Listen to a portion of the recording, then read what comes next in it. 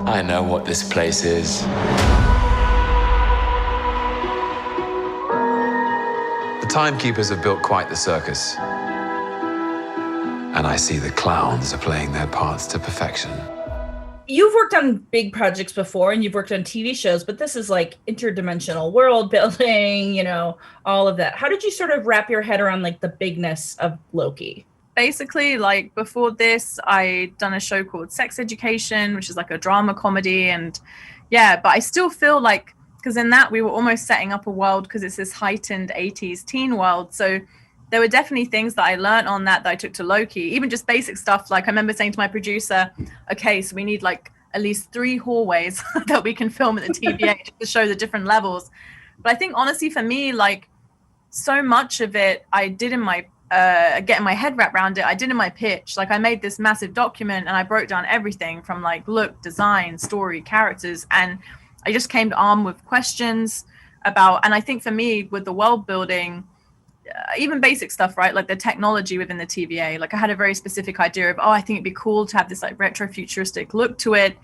But also at the same time, like how does that technology all connect? Like, you know, it's like our TemPad, for example, is sort of the main bit of kit you see our characters use across the show. But originally, like there's a thing called a time twister that used to be like a separate thing. But me and Russell Bobbitt, who did the props, we were like, actually, let's just combine those and make it one because it's a lot more slick. And I said, you know, and blocking wise, it's easier if the character can just pull it out. So it was very like minute things like that.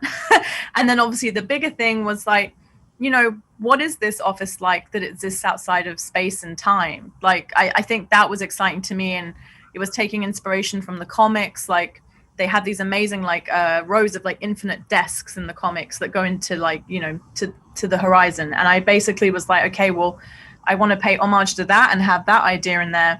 But then also, you know, drawing from sci-fi that I love. I mean, I think for me, I love sci-fi and I just wanted the show to be like this big love letter to it. So we've kind of got references scattered across the whole thing to different sci-fi movies that hopefully other fellow sci-fi nerds will enjoy.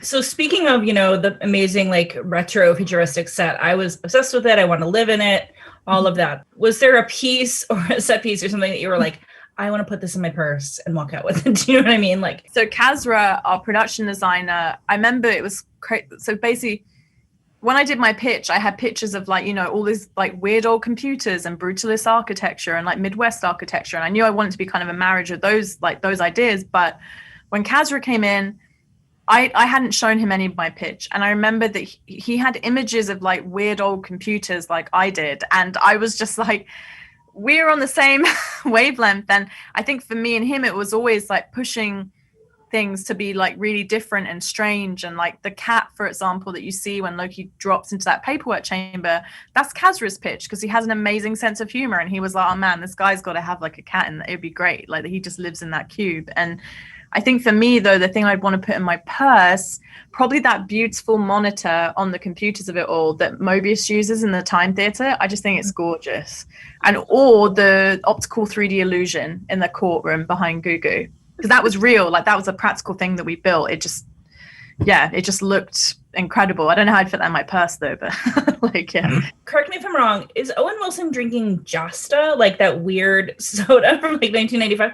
Like, how did that happen? I was like, I remember that from middle school, like from high school. So in the writer's room, they were adding in lots of stuff that basically doesn't really exist anymore. So that's kind of a fun joke that we tried to continue.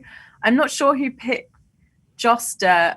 I don't think it might have been Eric Martin, but it's really funny. Like I just think it's fun, right? Because they exist outside of space and time and they have access to all this stuff. So it's just little details like that. Like you said, like you watch it and you're like, wait a second, I know that drink. Big metaphor guy. I love it. Makes you sound super smart. I am smart. I know. Okay. Okay.